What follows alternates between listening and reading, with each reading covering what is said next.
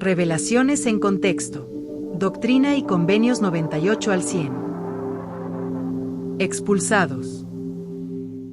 Poco después de que el Señor declarara que había de construirse la ciudad de Sion y un templo en Independence, Missouri, centenares de santos de los últimos días comenzaron a congregarse en la región del condado de Jackson. Para el verano de 1833, se estima que más de 1,200 miembros de la iglesia se habían establecido en Missouri. Esa creciente población de santos de los últimos días, se convirtió en motivo de gran preocupación para los pobladores originales del condado de Jackson, debido a las profundas diferencias culturales, políticas y religiosas entre ambos grupos, que condujeron a malentendidos y conflictos.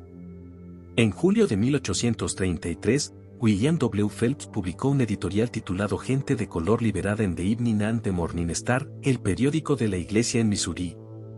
Algunos lugareños que apoyaban la esclavitud, consideraron el título del artículo de Phelps una declaración política, y la interpretaron como una invitación a que los antiguos esclavos se establecieran en Missouri. Esto hizo crecer la tensión y, unos días más tarde, unos 300 ciudadanos firmaron un documento pidiendo que todos los mormones abandonaran el condado de Jackson. El 20 de julio de 1833, un comité que representaba a esos ciudadanos presentó una lista de sus demandas a los líderes de la iglesia en el condado de Jackson, y les ordenaron responder en 15 minutos. Cuando los líderes de la iglesia se negaron a satisfacer las demandas del grupo, una multitud hostil en la ciudad de Independence procedió a destruir la imprenta de la iglesia donde se estaba imprimiendo el libro de mandamientos.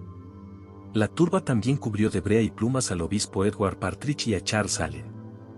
3 días después, el 23 de julio de 1833, un populacho compuesto por unos 500 residentes amenazó con ejercer más violencia contra los miembros de la iglesia que vivían en el condado de Jackson. 6 líderes de la iglesia se ofrecieron como rescate al populacho, a cambio de la iglesia, dispuestos a ser azotados y morir si eso aplacaba su ira en contra de la iglesia. Pero el populacho decretó que todos los miembros de la iglesia debían irse, o perecer. Bajo esa amenaza de violencia, los líderes de la iglesia firmaron un acuerdo en el que se comprometían a que los líderes de la iglesia, y la mitad de los miembros de la iglesia, abandonarían el condado de Jackson para el 1 de enero de 1834, mientras que el resto saldría, a más tardar, el 1 de abril de 1834. Oliver Cowdery partió inmediatamente de Independence, Missouri, y viajó a Kirtland, Ohio, para dar un informe de primera mano a los líderes de la iglesia de todo lo sucedido. Llegó a Kirtland el 9 de agosto de 1833. El 6 de agosto de 1833, el profeta José Smith había dictado la revelación que está registrada en Doctrina y Convenios 98, en la que el Señor enseñaba a los santos cómo debían responder ante la persecución. Esa revelación, junto con las revelaciones registradas en Doctrina y Convenios 94 y 97, fueron transcritas en una carta que se envió a los líderes de la iglesia en Missouri el 7 de agosto, 2 días antes de la llegada de Oliver Cowdery a Kirtland. Si bien el profeta ciertamente estaba al tanto de las tensiones en aumento que había entre los miembros de la iglesia y los residentes no mormones del condado de Jackson, él no podía haber sabido de las agresiones que habían tenido lugar el 20 y el 23 de julio en Independence, Missouri, antes de recibir esa revelación. John Murdock. John Murdock se unió a la iglesia cuando los primeros misioneros llegaron a Kirtland, Ohio, en noviembre de 1830, provenientes de Nueva York, y de inmediato comenzó a predicar el evangelio. En junio de 1832 regresó de servir una misión en las regiones del medio oeste de los Estados Unidos. En una revelación que se le dio al profeta José Smith el 29 de agosto de 1832, y que está registrada en Doctrina y Convenios 99, el Señor llamó a John Murdock a continuar prestando servicio como misionero. Consolados.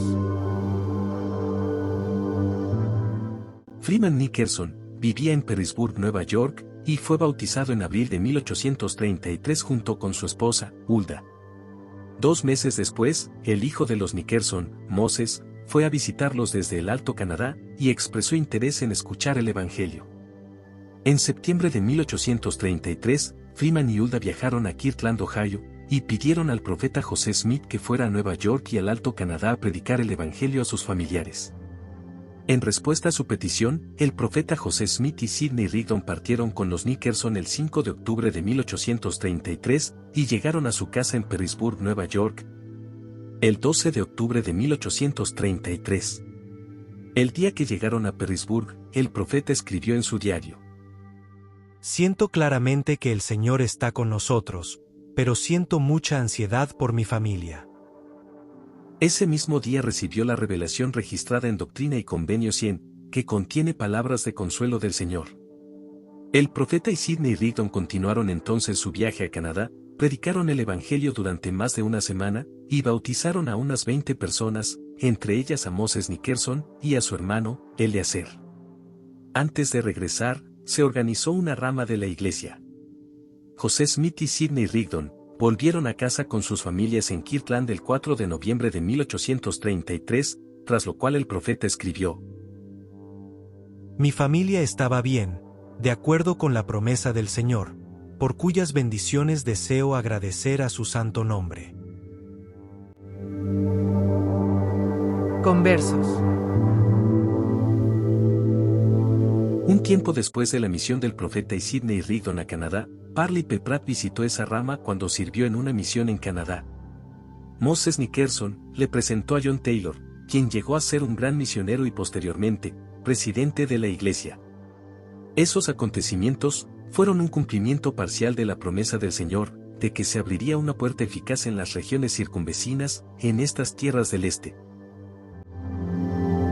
Encuentra más recursos de contexto histórico en la sección Historia de la Iglesia, en la app o en la página de la Iglesia de Jesucristo de los Santos de los Últimos Días.